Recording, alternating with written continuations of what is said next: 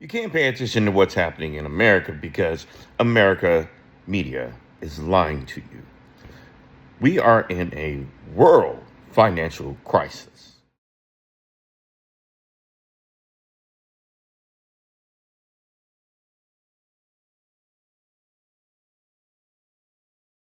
We have no current plans to make revenue. We have no idea how we may one day generate revenue. We have made a soft promise to investors that once we've built this sort of generally intelligent system, basically we will ask it to figure out a way to generate an investment return for you. That was not a joke. He was dead ass. All these billions of dollars, and they don't know how they're going to make their next buck. But he promises that AI will. They've now got this AI bubble so big that even the US Treasury is now quietly sounding the alarm. Back in June, OpenAI confidentially filed to become a public company. This came a week after Anthropic's same announcement. And while the company claimed they were keeping their options open on the timeline, other sources reported Sam Altman was pushing for as early as September. That was until an independent reporter, Ed Zitron, got his hands on OpenAI's financials. Which is one of those things where we knew it was bad, we just didn't know how bad. Last year, OpenAI burned around $38 billion. Now, much of these costs came from turning the company from a nonprofit into a for-profit, but as Ed Zitron so concisely put it, despite these changes, they've remained profitless. They turned from a non-profit to a for-profit, though they've remained profitless. This type of plan is what has allowed the crash to accelerate because they've been giving each other money to up the stock, from OpenAI to Google to Anthropic, to the chip makers. They're just all passing around money to say that their business has demand. Now that the markets are crashing in the chip industry, if you take out one part of the equation, then the whole thing crumbles. They don't have enough money to go around. So now they are still trying to second round, throw each other money. But the chip makers in Japan, Korea, all these other places, they're being left out of the bubble. So their bubble popped first. The very popular song of Tracy Chapman, similar name. This market is moving quicker than a fast car, getting these triggered. So another day, so I'm losing count now of the number of days this month that we've seen either the COSDAQ or the KOSPI just get halted because of just how volatile things have been. But yes, that's where we are currently. So we'll revisit, of course, what goes on. So you can actually see it there. It says KOSPI trading halted for 20 minutes. So that's the Korean market. Basically, the sell-off was intense, started at opening and just kept selling off. So there's that. And this is what a market crash looks like, where you just see these things going down crazy. It's been multiple days this month where they'll freeze trade. In the midst of everyone trying to, set a date for their IPOs and basically do a sell-off just like SpaceX just did, which, by the way, is down to about 110. And they're now looking for subsidies. But another monkey wrench got thrown in there, and that was China. Turning now to AI, massive development that happened over the weekend. Let's go ahead and put this up here on the screen. From Axios, which is a general summary of the situation, quote, China just erased America's AI lead. This is the #1 non-Iran related story that we wanted to make sure that we covered in extensive detail. So what happened is that over the weekend, Kimi K3, which is a new model by Beijing's based Moonshot AI, has now, quote, threatened the foundations of America's AI boom. On Thursday, it dazzled developers, jolted Silicon Valley, and reset the AI race overnight. The AI valuator Arena actually put it in the #1 spot for the first time ever.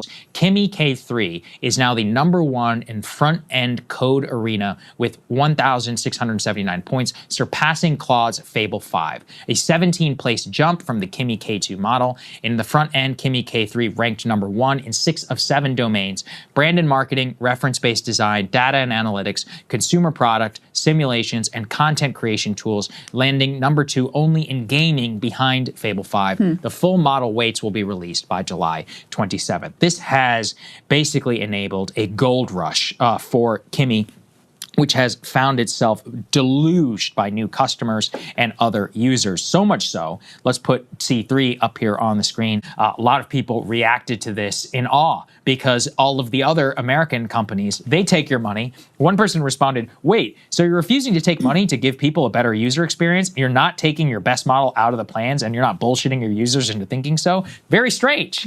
American customer. Geopolitically, it's an earthquake moment. And that's really what has been set off this new discussion in the White House. In the last 3 days, there has now been an internal civil war over whether they should just ban these cutting-edge Chinese models, which would lock in the dominance of OpenAI and Anthropic in the U.S. market. I would think they would all agree in the White House on what to do on this, like we did like we did with the BYD electric cars, like we did with TikTok. Just ban it. Try and buy it. But there's a small problem. Apple has been quietly testing CXMT's memory chips, but only for iPhones sold in China. Why the carve out? Well, because the Pentagon has CXMT on a blacklist over alleged ties to the Chinese military, which means American companies need special licenses just to work with them at all. Tim Cook has publicly pushed to get the restriction reconsidered, arguing everything should be on the table given how tight memory supply has gotten at the moment. But right now, the same chip that helped trigger a $500 billion valuation today is still too restricted to go inside a phone sold in the United States. That's not a footnote. That is the ceiling on how big this business can actually get until the politics actually move. And politics moves, in case you haven't noticed, a lot slower than a Shanghai order book. You would think with all these situations going on in the world that Trump would try and make some type of concessions to ease up the market crashes and the pain. And try not to find another way for the world to be pissed off at him. But no. Not happening with the RICO gang. From the Trump administration, officials from the Department of Energy now acknowledge they cut billions in federal grants explicitly because those grants, that money, was supposed to go to states that didn't vote for President Trump in 2024. It said that it had, quote, determined that these projects didn't adequately advance the nation's energy needs, weren't economically viable, and wouldn't provide a positive return on investment of taxpayer dollars. Now we know that was not true.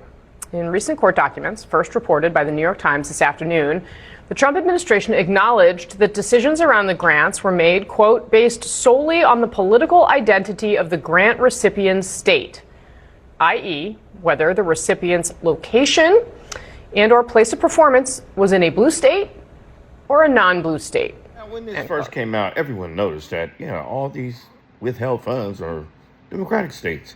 But when they asked him about it, he said this. But listen to how the Energy Secretary, Chris Wright, explained these cuts when he spoke to CNN the day after they were announced. All of the contracts that we're told that are being canceled that were listed by the budget director are states that Kamala Harris won. So are you punishing only blue states? Not at all.